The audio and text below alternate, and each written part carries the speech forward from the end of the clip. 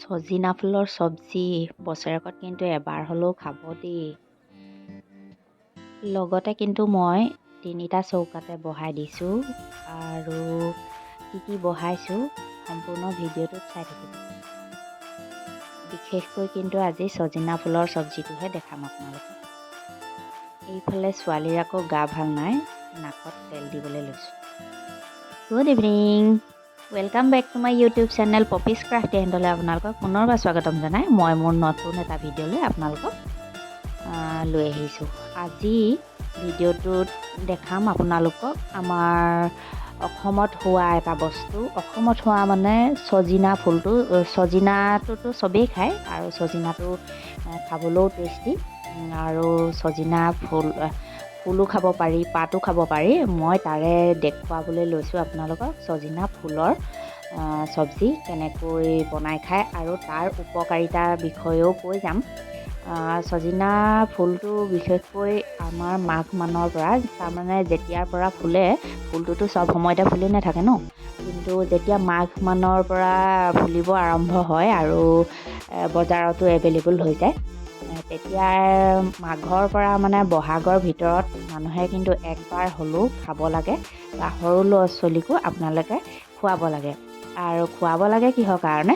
সেইটো স্কিনৰ কাৰণে। মানে আমাৰ যিটো অসমীয়া সমাজত বসন্ত দেখা দিয়া বুলি কয়, সেই বসন্ত দেখা দিয়াটো হ'ল এই ছজিনা ফুলটো যদি আগতীয়াকৈ আপোনালোকে এইটো ছিজনত খুৱাই থয়, তেতিয়া সেই বসন্ত দেখা দিয়াটো মানে আপোনালোকে আগতীয়াকৈ সেইটো প্ৰতিষেধক হিচাপে খুৱাব পাৰে। সেইটো খোৱালে বসন্ত দেখাটো নিদিয়ে মানে সাধাৰণতে। আৰু এই ছজিনা ফুলটো এপাহ এপাহকৈ মই ৰাতি বহুত কিবাকিবি বনাব লাগে, সেইটো কাৰণে মা জুইৰ ওচৰত বহি আছিলে। জুইৰ ওচৰতে বহি থকা দেখি মাকে এটা পাত্ৰত দি দিলোঁ গোটাই মেলি, এইটোতে অকণমান বোলো হেৰি কৰি দিয়ক, ফুলখিনি উলিয়াই দিয়ক। আৰু সেইফালে মাক উলিয়াবলৈ দিলোঁ। আৰু এইফালে ছোৱালীৰ আকৌ গা ভাল নাই মানে অন্য নহয়, পানী লগা হৈছে। আৰু পানী লগাত মই কিন্তু এতিয়া ছোৱালী মোৰ 14 বছৰ সোমালেহি, তথাপিও মানে মই ছোৱালীক এই কামটো কৰিবলৈ এৰা নাই। আৰু কেনেকৈ কৰিছোঁ চাওক, জুইকুৰা আমাৰ থাকেই। গৰম দিন হওক বা ঠাণ্ডা দিন হওক, মই জুইতে পানী সদায় গৰম কৰি লওঁ। ভাত বনোৱাৰ আগত যিকোনো বনাবলৈ পটককৈ সুবিধা হয় জুইত পানীটো গৰম কৰি থ'লে। তাৰপিছত সেই জুইটোতে মই মাটি চাকি এগছত মানে চাকনিখনতে তেল গৰম কৰি নহৰু উতলাই পেলাই তাৰ তেলটো ঠাণ্ডা কৰি ছোৱালীক লগাই দিলে শুবলৈ বহুত আৰাম পায় আৰু লগালগ ভাল হয়, মানে জ্বৰ চৰ নহয় আৰু তেতিয়া। আৰু ডাক্তৰৰ পৰামৰ্শটো ল'বই লাগিব। মোৰ বাৰু ডাক্তৰৰ পৰামৰ্শ নোলোৱাকৈ হৈ গ'ল। আৰু এতিয়া আহক ভিডিঅ'টোৰ মাজলৈ। এতিয়া ছজিনা ফুলখিনি বচা হৈ গ'ল আৰু মই তাতে নিমখ দি, তাত কিবাকিবি পোক পৰুৱা সোমাই থাকে ফুলত, নিমখ দি পেলাই ভালদৰে জোকাৰি ধুলে সেইখিনি আঁতৰি যায়। তাৰপিছত কিন্তু মই কেইবাবাৰো বাহিৰত পানী ধুই অনাৰ পিছতহে এয়া আকৌ চাফা পানী দি পেলাই টুকি লৈছোঁ। আপোনালোকে এনেধৰণে টুকি ল'ব। আৰু ইয়াৰ কাৰণে মই কি যোগাৰ কৰি লওঁ এইখিনিও দেখুৱাই যাম।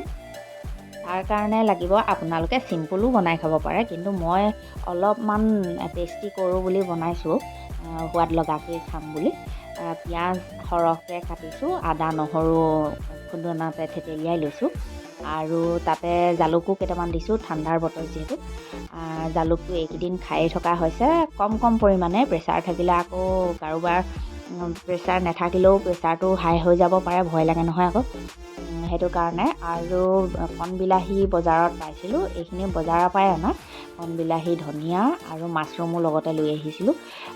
কণবিলাহীও লৈ আহিলোঁ। তাৰপিছত ভাবিলোঁ মই কণবিলাহী দিয়ে আজি বনাওঁ, আৰু এইটো এনেধৰণে বনাই খালে খুব সোৱাদ হয়, টেষ্টি হয়। আপোনালোকে বনাই খাই চাবচোন এনেধৰণে মই যেনেকৈ বনাইছোঁ। আৰু এইফালে পিঁয়াজ মই 3টাই কেৰাহী পাতি দিছোঁ বাৰু।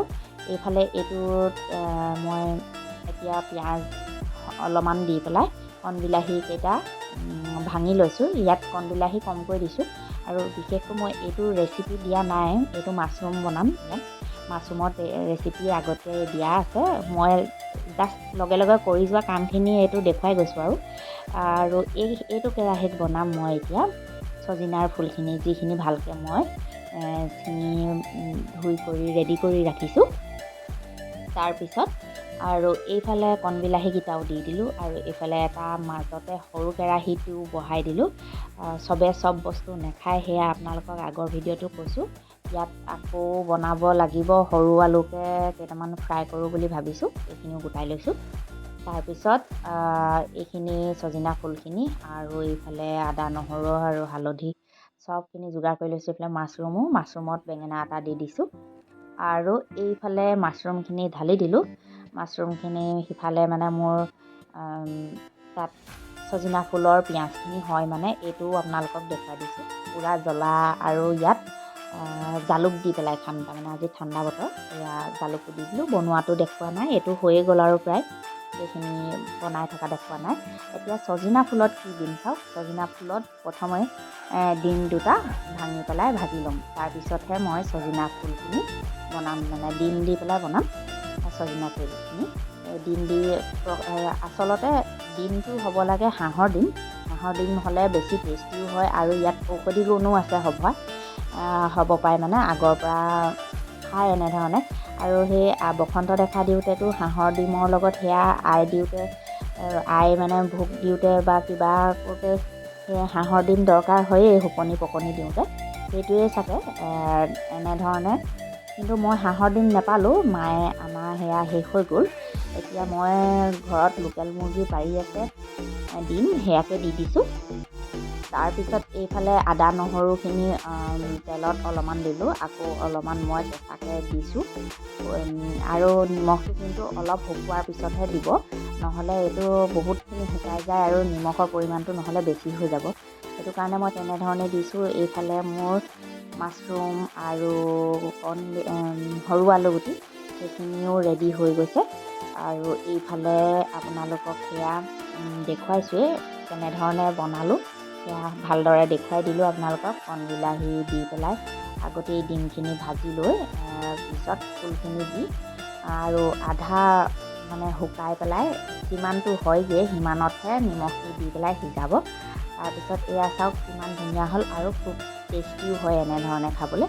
আমি কিন্তু বছৰেকত খাওঁৱেই। আৰু ৰ'ব, কথা এটা কৈ দিওঁ, আমি এইটো মাছৰুমৰ লগত কিন্তু বনাইছোঁহে। আজি ভয়ো লাগে মাছৰুমৰ লগত আকৌ যিকোনো বস্তু খাবলৈ কিবা হয়, সেইকাৰণে মাছৰুমটো খোৱাখিনি মানুহে মাছৰুমেই খাম আজি। আৰু মায়ে মাছৰুম নাখায়, সেইকাৰণে মাক ছজিনা ফুলখিনি দিম। আমি আকৌ কাইলৈহে খাম ছজিনা ফুলখিনি। একোবেই ভাজি থৈছোঁ আৰু কাইলৈ খাবলৈ বুলি। আকৌ সেই অকণমান বস্তুকে ভাগ কৰি আকৌ কাইলৈ বনাম, আজি বনাম তেনেধৰণে বনোৱা নাই। অকণমানেই হৈ যায়গৈ, সেইটো কাৰণে একেদিনাই বনাই থৈ দিছোঁ। মই খাম বুলি ভাবিছিলোঁ, কিন্তু মোক খাবলৈ মানা কৰিলে একেলগতেই। সেইটো কাৰণে মই কিন্তু পিছদিনাহে খাইছোঁ দেই, এইটো মানে ছজিনা ফুলটো। কিন্তু খোৱাটো খামেই আৰু। তাৰপিছত এইফালে হৈ গ'ল আৰু চব ৰেডি।